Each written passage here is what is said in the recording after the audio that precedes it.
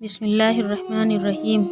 حضرت موسیٰ علیہ السلام کا واقعہ اور اللہ سے کیے 7 سوال۔ محترم عزیز دوستوں، آج ہم حضرت موسیٰ علیہ السلام اور اللہ تعالیٰ سے ان کے کیے گئے 7 سوالوں کے بارے میں جانیں گے۔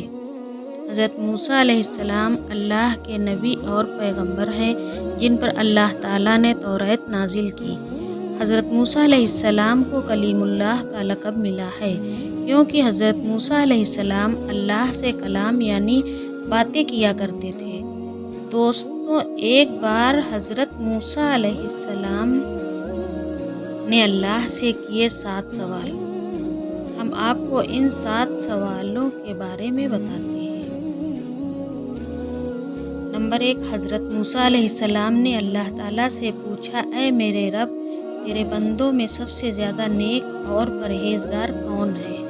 اللہ تعالیٰ نے ارشاد فرمایا، سب سے زیادہ نیک اور پرہیزگار وہ شخص ہے جو اللہ کا ذکر کرتے رہے اور اسے بھولے نہیں۔ یقیناً اللہ تعالیٰ سے ڈرنے والا وہی شخص ہوتا ہے جو صرف مسجد کے اندر ہی نہیں بلکہ مسجد کے باہر بھی اللہ کو یاد کرتا رہے، یعنی عام معاملات، خوشی اور غم دونوں میں اللہ کو یاد کرے اور اس سے مدد مانگے اور اس کا ہر حال میں شکر ادا کرے۔ نمبر 2، حضرت موسیٰ علیہ السلام نے پوچھا، اے میرے رب، تیرے بندوں میں سب سے زیادہ صحیح راستے پر کون ہے؟ اللہ تعالیٰ نے ارشاد فرمایا، جو ہدایت کے راستے پر چلے۔ اللہ تعالیٰ نے اپنے نبی کو بھیج کر اور قرآن پاک جیسی عظیم کتاب نازل کر کے ہدایت کے راستے کو صاف صاف بتا دیا ہے۔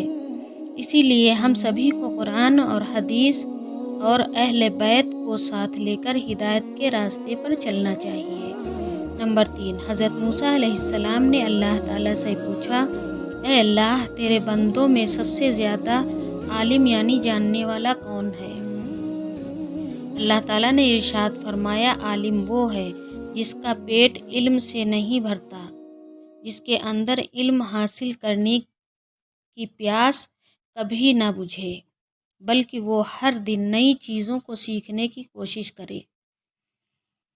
یہی عالم ہے، وہ نہیں اور مرتے دم تک سیکھتا رہے۔ یہی عالم ہے، وہ نہیں جس نے علم سیکھا اور اس کے بعد نہ تو عمل کرے اور نہ تو اس علم کو اور لوگوں تک پہنچائے اور اسے کوئی دلچسپی نہیں ہو۔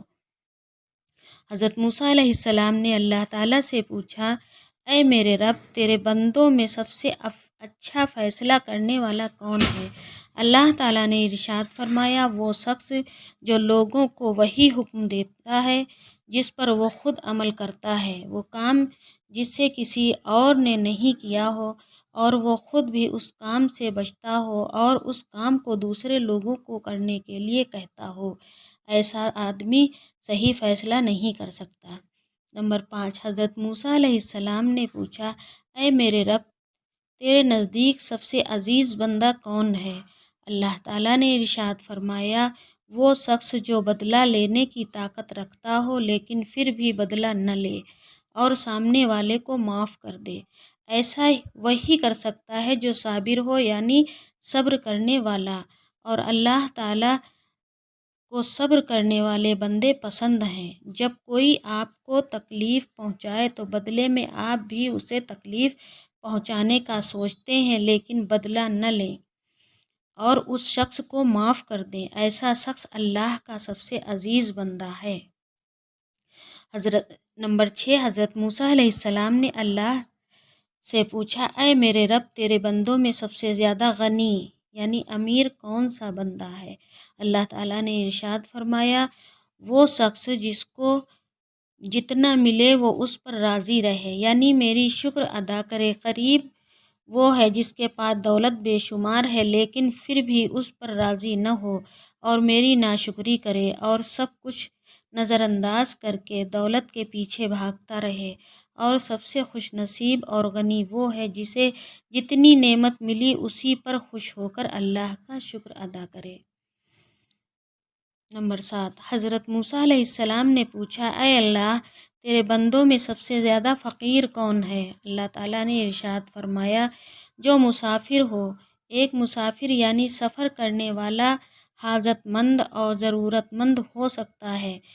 ویسے تو آج کل کے سفر کچھ گھنٹوں اور کچھ دنوں کے لیے ہوتے ہیں، اس لیے سفر میں مشکل نہیں ہوتی، لیکن پھر بھی اگر کوئی مسافر آپ سے مدد مانگے تو اس کی مدد ضرور کریں۔ دوستوں، یہ تھے وہ سوال جو حضرت موسیٰ علیہ السلام نے اللہ سے کیے۔